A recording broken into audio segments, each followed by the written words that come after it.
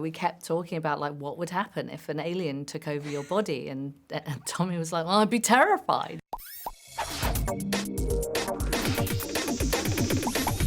Hi. Hello. It's so lovely to meet you. So nice to meet you too. Firstly, I just want to say a massive thank you because it's so cool to see a female director just like smashing it. And wow, this is great. Yes. Something I absolutely loved about Venom was the kind of perfect comedic timing that this character has. And I was wondering how you kind of decided going about like your Venom and how you wanted this movie to be. Yeah. Well, first of all the comedic timing is down to that man there, because he's brilliant. Not many people think of Tommy, I think, as a comedic actor, but he's brilliant. Oh my gosh, his comedy timing is amazing. I think we stumbled upon it. We did Venom 1 together, and we were really trying to find out like what the tone of the movie was. Who was Venom? What was this relationship that they had together? Yeah. And we just kept laughing. We kept talking about like what would happen if an alien took over your body, and Tommy was like, well, I'd be terrified. And I think the comedy just is situational in these movies, and it came out of that situation. And then as we came on to Venom 2, we sort of leaned into that more. But I think they walk a very strange tone because they have this comedic tone and then they have a serious tone and then there's a bit of horror in there as well. And finding the balance between the three is always the kind of trickiest, those are the trickiest dials to turn. Yeah. And I think we got more confident with it in Venom 3 and just decided to go big or go home, just like really, really bring out like our bonkers, most wildest dreams in this movie. Like the kind of collaborative process of it all coming together is so nice.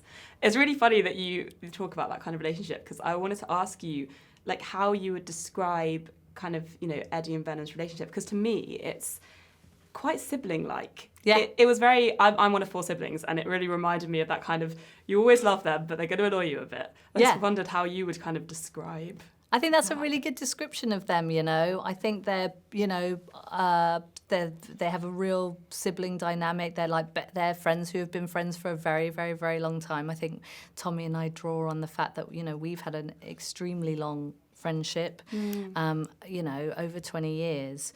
And we probably bicker like that as well sometimes. I mean, we're definitely drawing on ourselves for these characters. Yeah.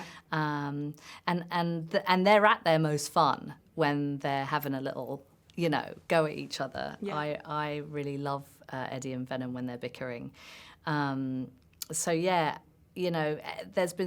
been described so many different ways by so many different people. We got asked the other day if they were going to get married, Oh my God.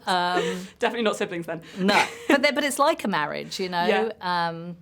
You're in it for the long haul. Yeah, it's that it kind of reminded me of the sort of thing where if you got told you needed to like share a bar of chocolate with your sibling, and it's like, who's going to get it? Who's going to get the extra piece? Like that the bigger part. Hers is bigger than mine. Yeah, the back and forth. Yeah. What do you think makes Venom so likeable as a character?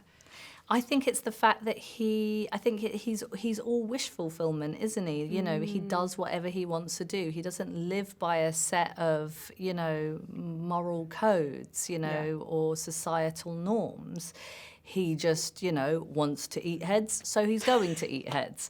And I think there's a part of us all that would love to be as free as Venom is, and it is his freeness and his joy and his his bombast and his love of the moment that I think is what's beautiful about him. So is his heart as well. Like you really feel like he feels everything. Yeah. I actually think symbiotes have many hearts.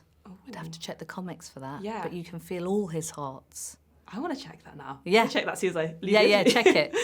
We're going to be playing Venom: The Last Dance at Cineworld in IMAX. And this was kind of filmed for IMAX with IMAX cameras. And I was wondering why you think it's such a great movie to experience in IMAX.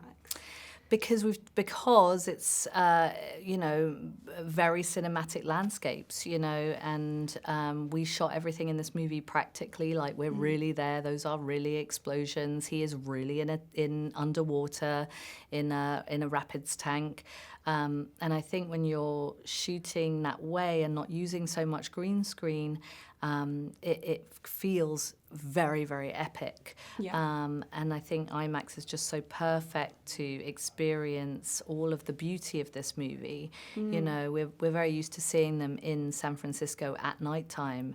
They're on an epic road trip across America. That's got to be big. Yeah. I couldn't agree more. Like, it's such a big screen movie. Yeah, it is. I was sitting there like, this is the world. You have to see it in a movie theatre, yeah. No, it's incredible. Well, thank you so much for speaking with me. Thank you. It's been an absolute pleasure, and we can't wait to bring Venom: The Last Dance to the big screen. Yay!